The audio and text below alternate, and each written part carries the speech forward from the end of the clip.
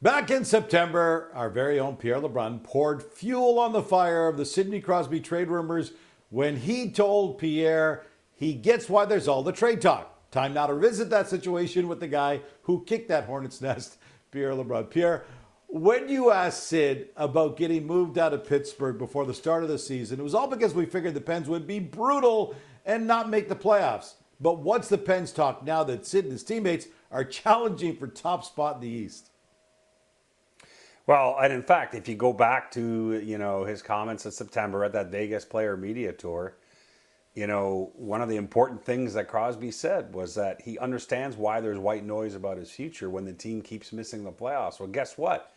The thing that removes that white noise, and this is what Sidney Crosby was hoping for this year, is that the team had a great start and that they were in the mix, and that's what they have. And so, I had a chance to sit down with Kyle Dubas for an interview and a piece that will come out in The Athletic on Wednesday, Gino, and we address Sidney Crosby's future. And it's really tied hand in hand with the long-term and short-term plan here for Dubas and the Penguins of, yes, continuing to get younger and rehaul this roster, but in the interim, being competitive for Sidney Crosby and Chris Letang and Evgeny Malkin, because that's important too when you're rebuilding a team. And so as Dubas said to me, he goes, there's only one thing that that makes everything go away on that subject. It's winning, and that's what the Penguins have done in the opening month. I don't know how sustainable their opening month is, and obviously that third period collapse Monday night in Toronto, we'll see if that has an impact. But this is the perfect script,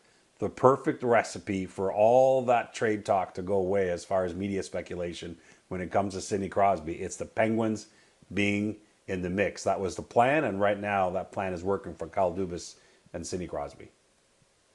It's looking good right now. All right, Pierre, let's shift from a future Hall of Famer who blushes every time we talk about his accomplishments to a kid who maybe got caught reading his own press clippings. Matvei Michkov led all rookies in goals last season, was tied for second in points, but he's been pretty quiet out of the gate this year. What are the Flyers saying about what they've seen so far, Pierre? Yeah, so listen, there's disappointment from the Flyers, Gino. 1 goal in 12 games to start the year for Michkov. And the reality is, as it's been explained to me, is that he didn't show up to camp in good enough shape. His off-season prep wasn't adequate.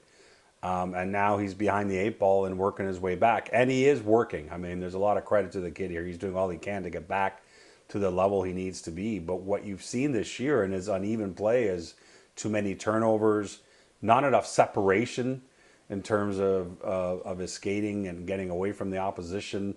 And so we're not seeing his top level play yet. It's getting better. Obviously, the Flyers know this is a one-off, they think. I mean, they love this guy, and he's got such a bright future with them. But certainly a lesson here, and it's not the first NHL player to heading into year 2, as you know, Gino, all the years you've been around, as someone said to me, maybe Michkov thought it might be easy in year 2. Well, it's not easy. It's the toughest league in the world, and he wasn't quite ready for it. So certainly interesting, but I think they feel that he's going to get there here soon. It's going to be interesting to see how quickly he can get back to the level that he showed in his rookie season.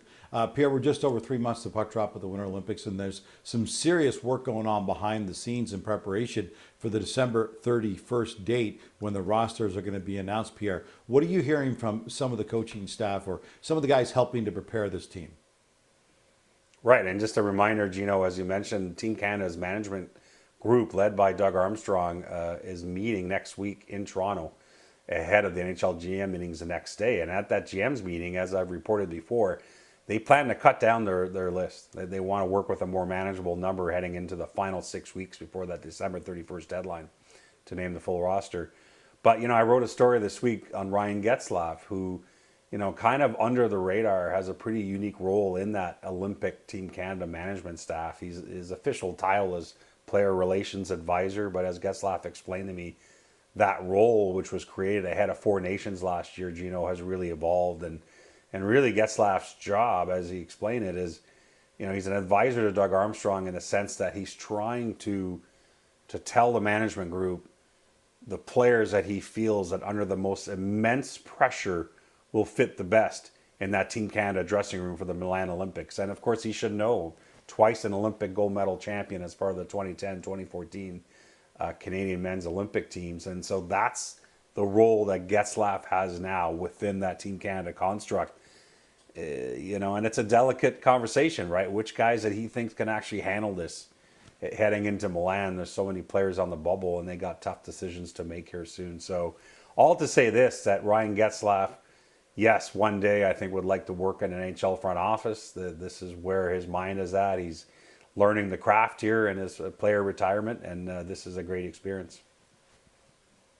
That's the early version of Insider Trading. The full IT with Pierre, CJ, and Dregs is coming up on the early edition of SportsCenter.